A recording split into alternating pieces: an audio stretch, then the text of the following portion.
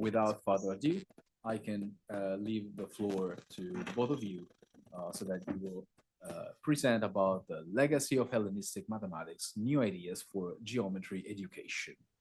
Please, Leonardo and Tommaso, whenever you're ready. Okay. Hello, good morning, everyone. Good afternoon if you are following from Europe.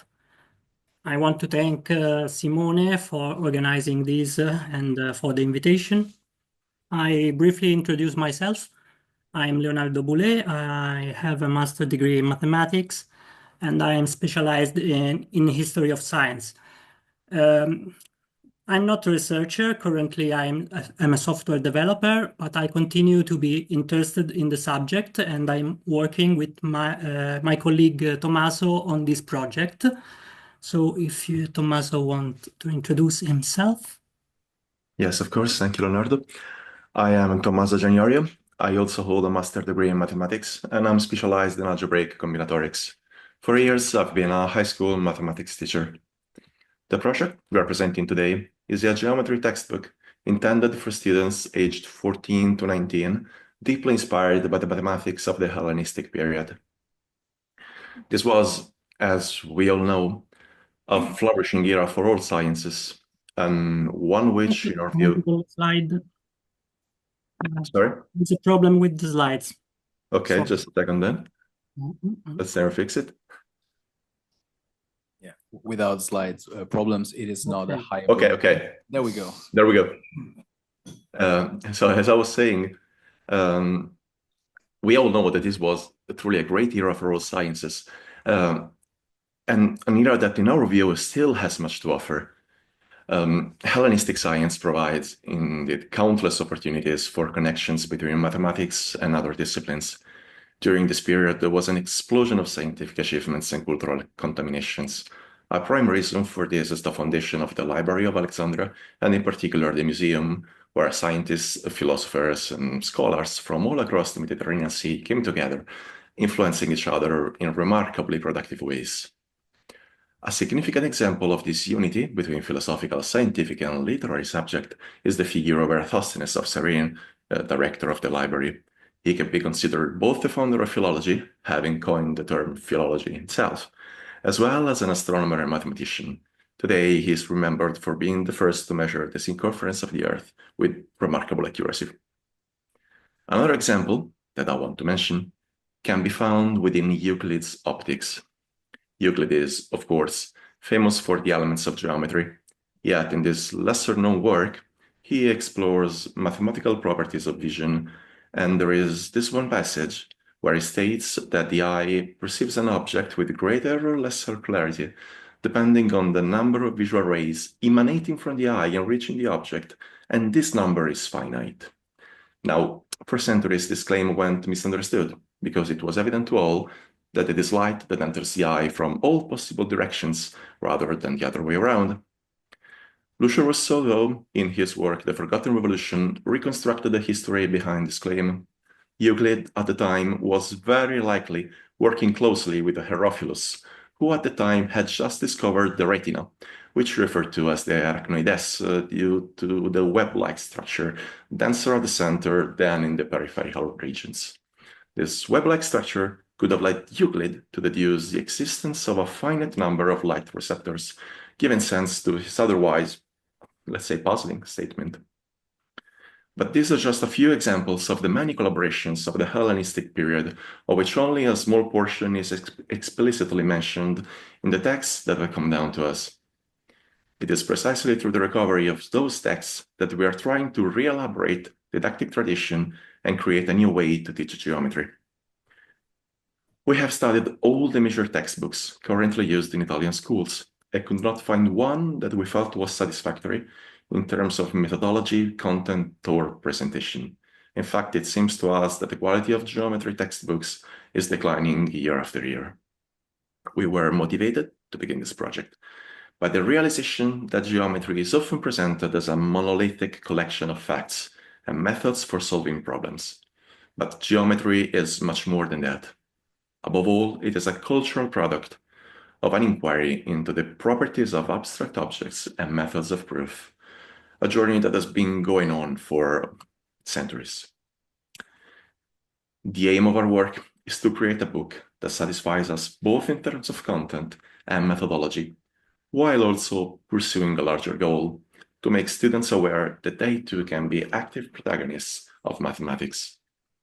Our inspiration comes primarily from Hellenistic works, as they contain the origins of the demonstrative method in geometry, and allow us to present topics in a way that highlights the red thread that has driven the revolution over the centuries. For this reason, our book is based on the work of Euclid, but also incorporates results from other great mathematicians like Archimedes, Apollonius, Pappus, and Theodosius. Additionally, we aim to accompany students with anthological passages from philosophical, literary, and scientific texts, where past authors discuss issues related to the topics covered. The demonstrative axiomatic method is a fundamental achievement of humanity, and we cannot stress it enough. It originates in the Hellenistic period and was never rediscovered independently in any other place or time. Even in the pre-Hellenistic period, one can find, of course, mathematical proofs. However, during the time of Plato, each proof relied on different logical premises, depending on what was to be demonstrated. However, thanks to Euclid, there was a qualitative leap. In The Elements, Euclid established axioms and methods common to all geometric proofs in such a successful way that they were adopted by future mathematicians for over 2,300 years. The demonstrative method is thus a cultural achievement that was only born once in human history and should not be taken for granted. If we do not cultivate it carefully, particularly in school, it risks being lost or becoming a fossilized notion passed down out of habit, but without being fertile. What we want is to give the new generation of students the tools to create and build mathematics itself, rather than seeing it as a fixed monolith on which geometry is described. The demonstrative method, therefore, is the tool through which students can develop and enhance their logical and creative abilities. Unfortunately, it seems that this method has less and less importance in mathematics education. Schools tend to favor less rigorous, intuitive, heuristic, or algorithmic approaches to solve a more or less extensive set of problems, often neglecting proofs and missing the opportunity to educate students to deductive reasoning. Developing deductive reasoning, despite being sometimes a harsh path, is, in our opinion, an essential component in the maturation of an individual.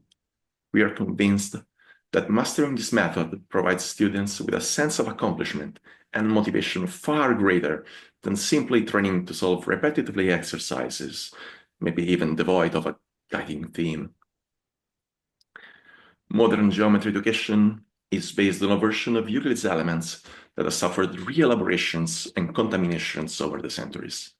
In particular, the modernization of Euclid's axioms, or postulates, in the early 20th century addressed certain flaws in the original text, but made the structure of that geometry more rigid.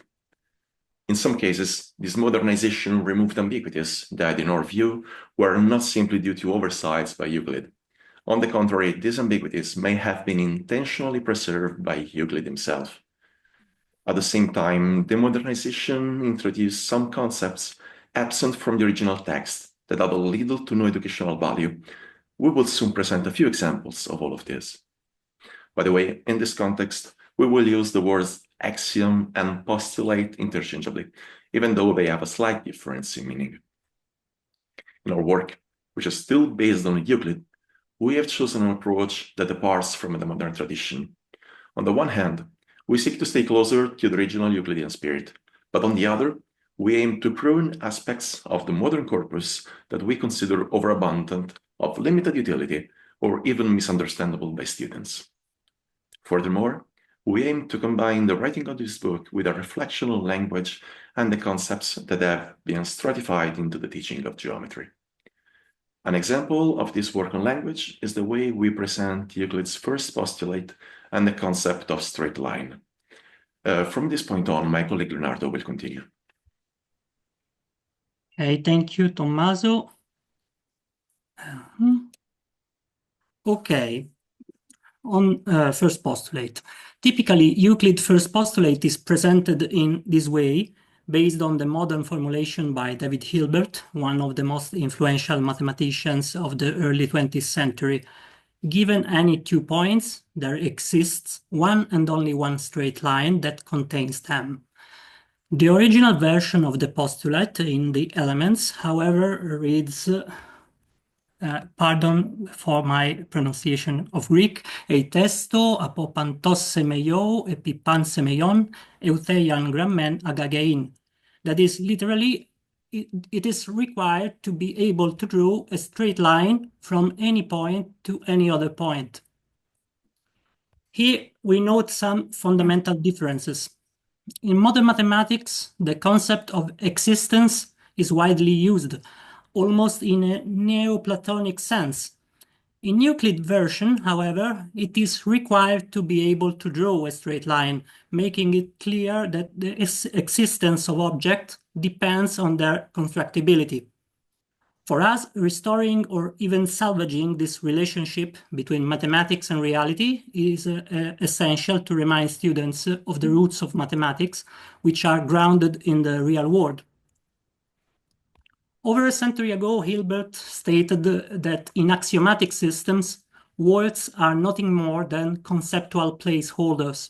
For example, instead of point and line, we could use the words beer and table. In this way, a sentence like given 2 beers, there exists one and only one table that contains them could still be used to discuss geometry. As mathematicians, we agree with Hilbert, but from a teaching perspective, we find that this level of abstraction can be harmful. Abstraction is a necessary process that requires time to develop. Ignoring this necessity can not only generate confusion, but also convey the impression that the axiom must be accepted solely on a principle of authority. We can nonetheless take the opportunity to integrate teaching with some considerations on the philosophy of mathematical language and ontology of mathematical objects. Let's now focus on another aspect of this axiom, the first postulate. In modern times, the line is introduced to students from a very early age as an object of infinite length, while finite straight lines are called segments.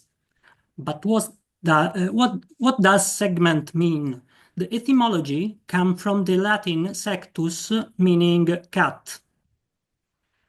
It is implicit that the segment is cut out of a pre-existing infinite line that cannot obviously be fully drawn. However, the student will never use the actual infinity of the line, and the problems and proofs always involve only finite objects. In our view, this concept of the infinite line is repeated only because since the imperial age, it has always been taught this way.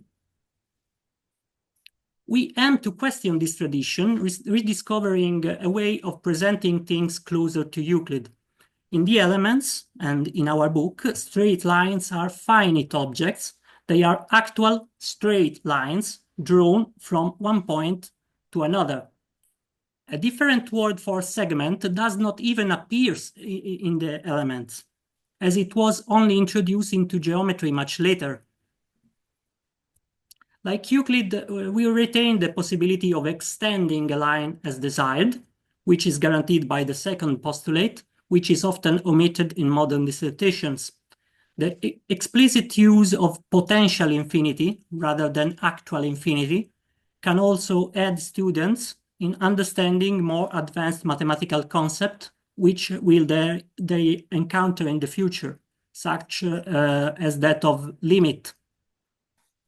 Lastly, we note that in the original version of the postulate, it is said that it is possible to draw a line between 2 points, but it does not explicitly forbid, in principle, to draw maybe two or more distinct lines between them. Hilbert version forbids it because it's a one and only one. After all, on a flat plane, we cannot find a way to draw two distinct, non-overlapping straight lines between 2 points if we understand a straight line as the shortest path connecting 2 points. However, this becomes easy if we move to spherical or cylindrical surfaces. These surfaces actually model the so-called non-Euclidean geometries, which require that the first postulate does not impose the uniqueness of the straight line. In textbooks, these geometries are usually treated in a marginal and superficial way, and often in contradiction to the uniqueness of the line they include in the axiom. These non-Euclidean geometries, even if they were formalized in the 19th century, are more Euclidean than one might think. After all, Euclid also wrote the Phenomena, a treatise on spherical geometry, whose content probably has a common origin with the work of his predecessor, Autolycus of Pitane, Autolycus, maybe in the pronunciation. On the same subject, a couple centuries later, we have two works by Theodosius of Bithynia and Menelaus of Alexandria, likely inspired by other Hellenistic works now lost. So Euclid was very aware of this non-Euclidean spherical geometry, and we might even conjecture that he could have intentionally left some ambiguities within the postulates to remain as compatible as possible with this alternative geometry.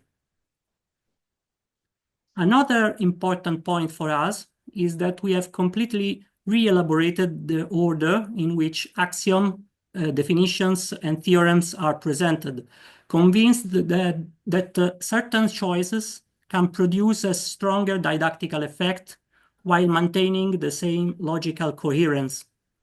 Here you can see how geometry is traditionally treated in textbooks from Euclid to modern times.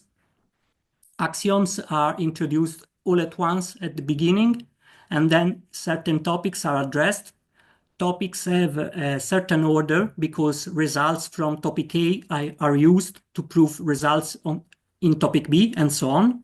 But no real reason is given for addressing a certain topic before or instead of another. We prefer to follow a more natural approach in our opinion. In our work, only basic axioms are introduced at the beginning, and the reason why we follow a certain order becomes clear as we address a new topic in answer to one or more questions brought up from the previous one. We also only introduce axioms when they are really needed. Doing all this is not an easy task, as it requires a complete re-elaboration of the order in which topics are presented and a rigorous check of the logical consistency. But we believe that the effort is worth the result. Now we would like to present a simple example of this re-elaboration. As you may recall, there are three famous congruence criteria for triangles.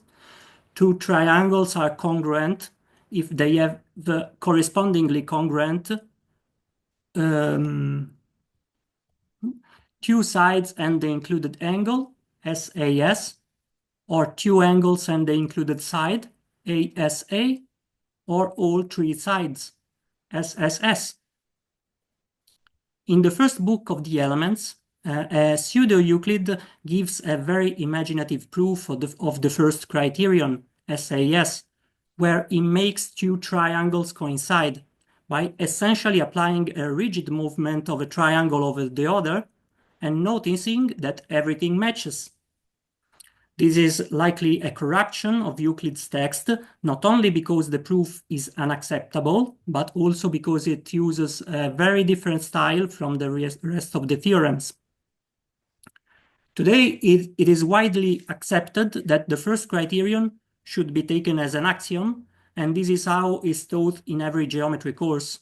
From SAS and from some other postulates, the other two criteria are commonly proven and derived.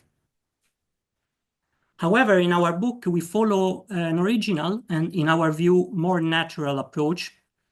We take the third criterion, SSS, as an axiom, and from it, we derive the others. Why do we choose the third one? First of all, because we consider it more intuitive and easier to remember. Secondly, as you can see, SAS and ASA both contain the letter A, which means they require a method to assess that two angles are equal. But how to do that in practice? When we say that we need a method to determine the equality of two sides or two angles, we do not mean a measurement method, as measurements are subject to error. Rather, we mean that a logical method should exist. To do this, an additional axiom is introduced to allow angle duplication. The criterion we have chosen, SSS, instead only requires knowledge about the equality of the sides. That is easy. Remarkably, SSS itself becomes the tool for determining if two angles are equal. That is, two angles are equal if they belong to two congruent triangles. And in this way, an additional axiom for angle duplication is no longer needed. I want to make a final note on this criteria. We have spoken of congruence of triangles and more in general of congruence of figures. However, in our book, we have decided not to speak of congruence, but rather of equality of figures. The concept of congruence has always been only used in relation to figures to mean that they are equal in each of their parts. On the other hand, the word equality is mostly reserved for numbers, sets, or measurements, and different symbols are used. 3 tiny horizontal lines for congruence and 2 for equality. But we feel that there is no real need to differentiate the two concepts. In practice, the word congruence is just presented as a synonym of equality in relations to geometrical figures, using the same word, equality, both in geometry and in arithmetic, not only seems more natural and less confusing for the students, but also stresses the fact that geometry and arithmetic are not two completely separated fields of mathematics, but geometry can be used to represent arithmetic relations and vice versa.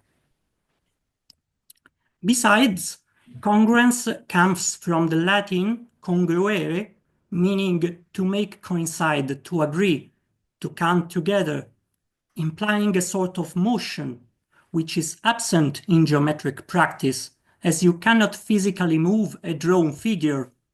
This is why we have decided to use the word equality and completely dismiss congruence. It's because we want to get rid of this particular nuance of meaning. Linguistic considerations are an integral part of our book, and we frequently add side notes delving into the etymologies of the words used in geometry. Tommaso now will conclude this presentation explaining in what other specific ways we aim to pursue our goals. Tommaso, if you want. Thank you, Leonardo. So let me briefly summarize additional key points guiding our work. First of all, we want to lead students to form ideas also, as we said, by including excerpts from philosophical, literary, and scientific works where past authors explore questions related to geometry. We aim to support students in using appropriate terms through their etymologies to help recover the original sense and intentions of the authors who first used them.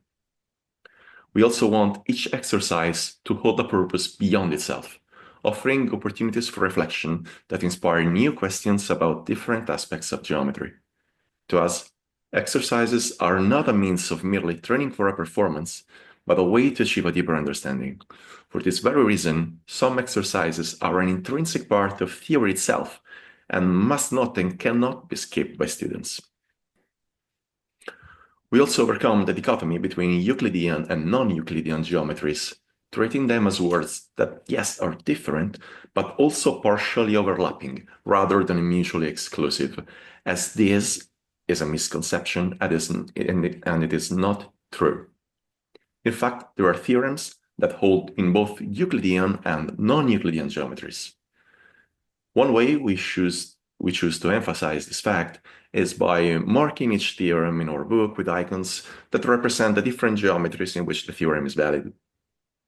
Finally, we would like to integrate the book with an app filled with additional content and tools enabling clear visualization of constructions or processes that would otherwise be conveyed only in written form. The app would also include 2D and 3D animated elements, which students can interact with. We have already identified some free and open source libraries that can serve this purpose and be adapted to the specific needs of our book. All of our efforts in creating this book are guided by a vision of cultural unity, both transversely across disciplines and longitudinally across history. We hope that, once completed, this work will help students realize that they too can be active protagonists in the construction of mathematics, rather than being passive learners and users. And this is not always clear even to the brightest students pursuing university-level courses. We also hope to support teachers who are often reluctant to adopt textbooks that present geometry as an isolated subject. For them, we want to offer an alternative to the limited selection of geometry textbooks currently available on the market. This is also why we are seeking feedback on our book and its potential for publication. Additionally, we are also exploring funding opportunities to support our research on the book's topics. With the demands of our full-time jobs, we can currently dedicate only a fraction of the time we would like to this project, and funding would allow us to fully invest in its development. In conclusion, as mathematicians and lovers of instant culture, we believe that scientific and humanistic reasoning should be inseparable. Additionally, we hope to dismantle the cliché that mathematics is made up of rigid, immutable rules by showing how its foundations rest on the freedom to select its initial principles as long as they are sound and sensible. Through our book, we seek to make geometry compelling for history enthusiasts and history compelling for geometry enthusiasts. Thank you all for your attention, for the time you've given us today. We do extend our most sincere thanks to the Center of Hellenistic Studies and its director, Professor Markszewski, for all the effort and resources invested to make this presentation possible. A special note of gratitude goes to Simone for inviting us here and organizing this event. Being part of this was truly an honor for us, and we thank you very much from the bottom of our hearts. Thank you, Simone. Thank you, Professor Markszewski.